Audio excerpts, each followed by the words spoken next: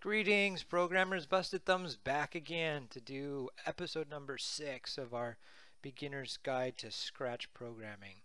Now in our fifth episode, which we just concluded, to recap really quickly, we learned how to do parallel programming. We learned how to make our sprites do two things at once.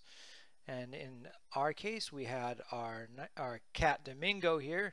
He would both walk to a particular direction by gliding over, while at the same time animating by switching his costumes.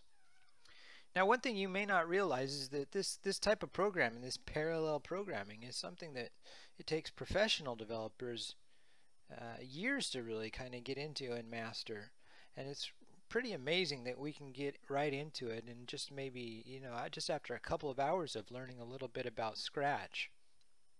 So you're doing some things with Scratch programming that it takes people who've done computer science for many years and studying it in a professional setting. It takes them quite a lot of effort to get done.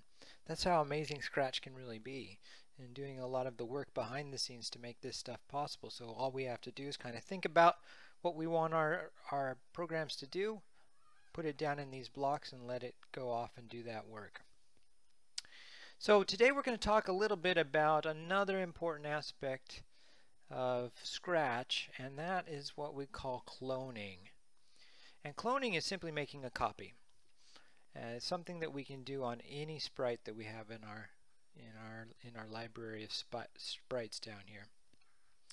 So what I want to do for this particular program is I want to, instead of having just one cat, my Domingo, be there and be so lonely as he has been throughout the rest of our tutorial so far, he needs to have friends with him, I think. I would love to have two more friends just like Domingo that can come and do the same thing that Domingo does. And the way that this is done is by creating clones. And the clone creation is up here for some reason. It's in the control section, which is the kind of goldish looking one on the right. Right down towards the bottom there is a block that says create clone. In this case it says create clone of myself. You can select other sprites if you want to, but you say create clone of myself, and he will make a clone of the sprite that we are. And we only have one sprite, so it's going to be the cat. So I'm going to do that after, when the green flag is clicked, the first thing I'm going to do is initialize all those variables that we have over here, these guys over here that have to do with cat. When you make a clone, what you're doing is you're making a copy, and that copy is going to have exactly the same variable values that the sprite has when the copy is created. So I remember I told you that the variables, those name tags that we kind of stick all over the sprite, can have a name to the variable and a value. Well, when the sprite is created, it's like taking exact copies of all those name tags and putting them on somebody else. So the immediate effect of what I've just done is that we'll have another cat, only that cat will be sitting exactly in the same place as our current one, because of our variable, one of them is the X position, and the starting X and starting Y and all of that. And that cat is going to respond exactly the same way to the events it receives, such as when to run a lap. So it's going to do exactly the same thing that our current cat does. So how does that actually look in our program? If we go ahead and run it, I have already hit run, and it looks like there's one cat. And the reason it looks like there's one cat is even though there are two of them there, one is sitting directly on top of the other, and so we can't see any difference. Now when I click somewhere, they're both going to do exactly the same thing. They're going to run up and come back. So it's hard to tell that anything has really happened here. So what we need to do is actually react to the fact that a clone got created and then change the variables that are associated with that particular clone. And we do that again in control. You'll see that almost all the event handlers were in events, but there is one of them that's inside of control, and that one is when I start as a clone. Now when I start as a clone, what I might want to do just to make it look a little bit different is to to change the position of the clone that gets created. So I could simply change the Y position on my clone by moving it up a little bit. So up in for Y is in a positive direction. So if I just change that by 50, I hit stop and then I hit play, and look, you can see, I'll make it bigger here, that I now have 2 of these cats. And look, they're doing the exact same thing. Now, why did they end up in the same spot? Well, that's because the place that we end up moving them to and from has to do with this ending and starting X and Y variable that we have. So just changing the Y to begin with will only change it for the very first time, because it's always going to go back to the ending X.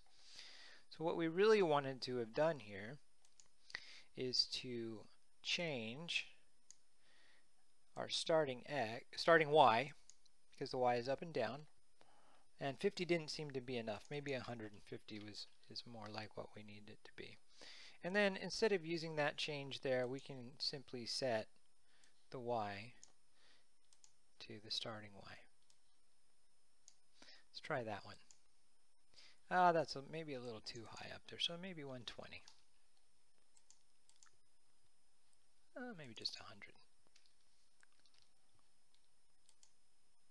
There, it's almost. I do 100 because I want to do one more in a minute and show you what that means as well. So let's go ahead,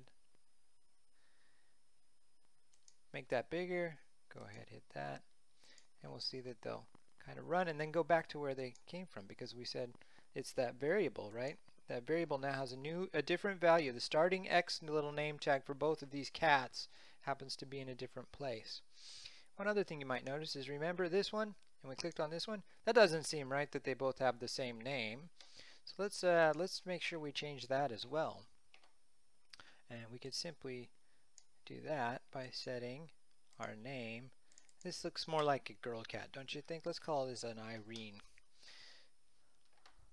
And then we also have to set nickname.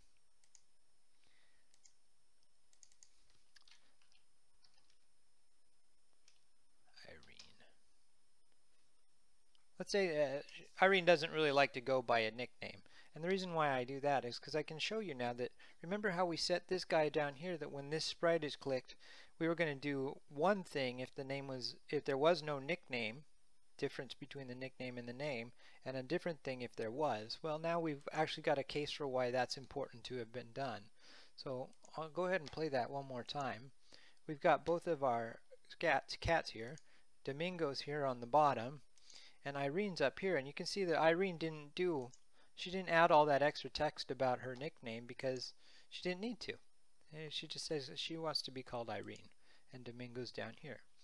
And see, they're very clearly now working from a different set of variable values, same variable names, same code. They're doing the exact same code through these scripts, but you're getting a different result because those variable names had been changed. And that's a pretty powerful thing to do.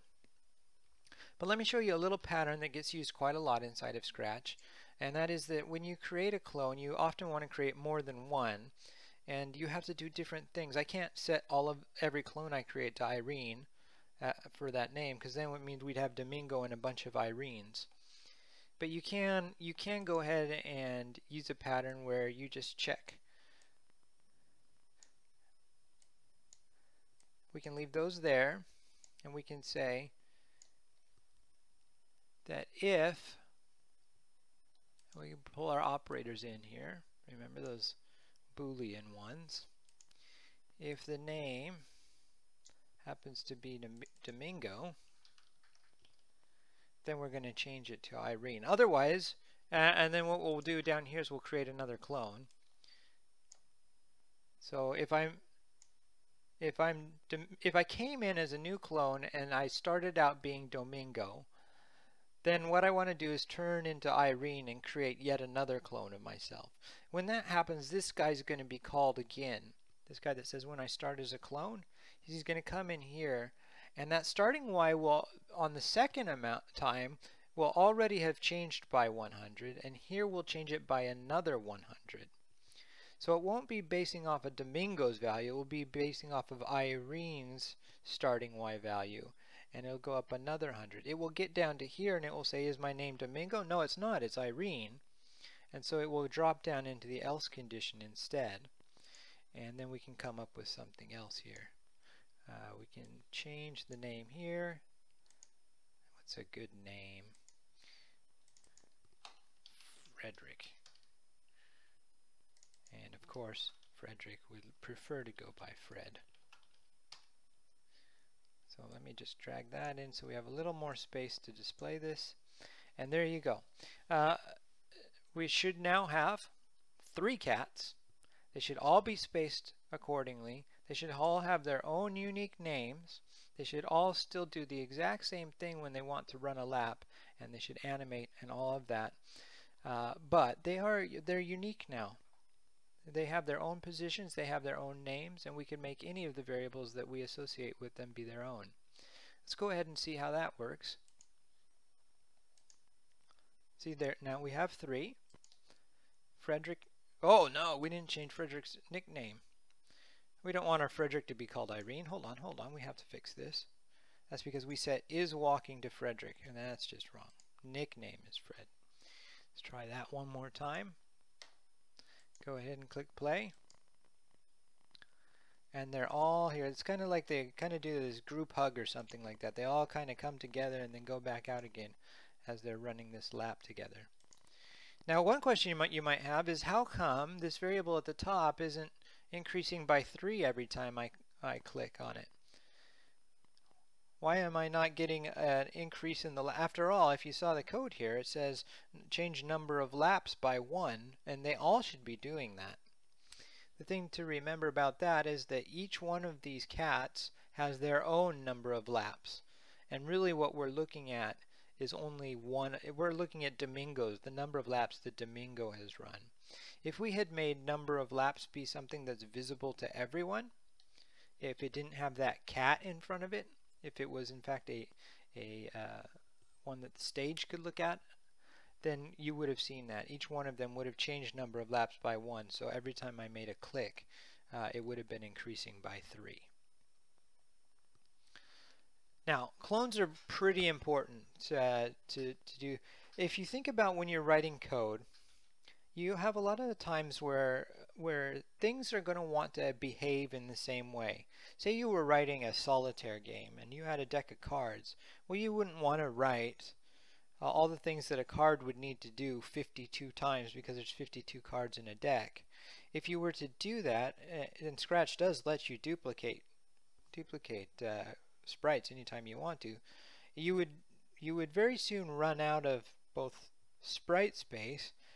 But the real problem that you'd be introducing to yourself is that you would have code that you would have to keep in sync all the time.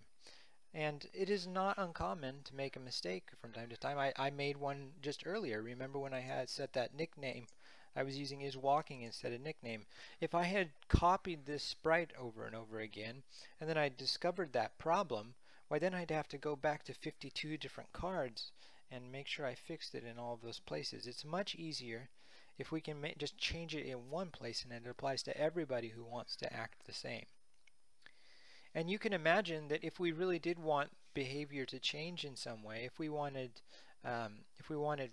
Irene to be slower than Frederick, for instance, right, we could just take one of these if blocks and stick it inside here, and we could based on the name of that particular the variable of name and its value, we could say if I'm Irene, glide for 2 seconds.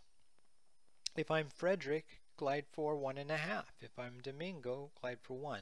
So we have the ability to actually change things based on which sprite it is we're talking to, but most of the time it's going to be exactly the same for everybody, and it's best if we just keep one copy of those sprites around. So it's a very powerful tool to do cloning, and I would very much encourage you to start trying out cloning as you start putting together the programs and games that you want to do. The best thing that we can do at this point is really to practice. I feel like now that we've got these 6 tutorials in place, you're ready. You're ready enough to go out there and have this tool set that you can use to make most of the programs you want. I will be creating some interesting programs. I will videotape myself doing that, record myself doing that, and make those available. I'll call it a Watch Me series. You can see me making some games and some programs. I'll also have some videos about tips on how to do interesting things with particular ways of interacting with Scratch. So look for videos about useful tips and tricks, as well as look for videos about me putting together full games and programs. I might even do some of them with my daughter, with Fluffy Wishes. And I think you can learn a lot both by taking this bucket of tools which I've given you and start using them in the problems you think are interesting, but then also maybe watching where we put together a program that wasn't built just to teach you about these building blocks that we have, but a program that was actually built to be a real program that people interact with and enjoy. You can obviously do that on your own with your ideas, or you could do that by watching some of the ones that I put together. In any event, this is the conclusion of the beginner's tutorial, and you will see a lot of videos hopefully coming out from me that show a lot of other interesting things, and I encourage you to go see those, and I very much appreciate that you've come by and seen what we have to offer so far. We'll do something a little more interesting than cats running back and forth in the desert and counting the number of laps. So I hope this is very helpful to anyone out there. Please do leave comments if there's anything I can help with. I will try and put out videos that will help you learn even more about Scratch, and hopefully you can learn how to become a programmer and do all sorts of interesting things on your own. So I look forward to seeing what you can create, and I look forward to seeing what I can create and share with you. Thank you for watching, and I will see you later. Bye-bye.